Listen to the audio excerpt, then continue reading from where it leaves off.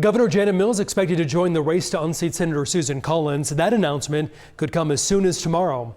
Last week, the Associated Press confirming with Mills' camp that she is running. Bonnie Bishop hearing from one of the candidates she would face in the primary. Bonnie, you were at Jordan Woods Town Hall earlier tonight. So what did he have to say about the governor's potential run?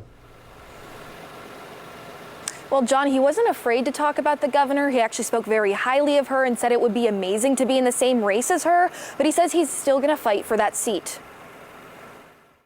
Change really does have to come from a new generation. Jordan Woods says he will support Governor Mills if she ends up winning the primary, but he wants to let the democratic process play out first. I think voters, I put a lot of trust in them in making the right decision about what candidate they want to put forward in a general election, who they believe is the best candidate to defeat Susan Collins, but also that reflects their values and ideals, and is going to stand up for those in Washington. Wood is one of several Democratic candidates looking to replace Senator Susan Collins.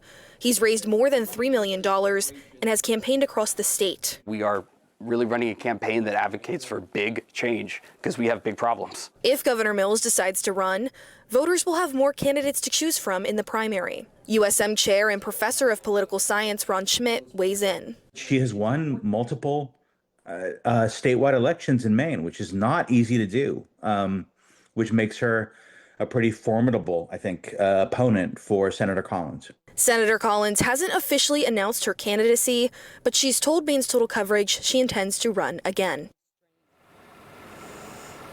And as a reminder, the governor has not made an official announcement about running for that Senate seat, but it is something that we're going to be keeping an eye on in the future. Live in Biddeford, I'm Bonnie Bishop for Maine's Total Coverage.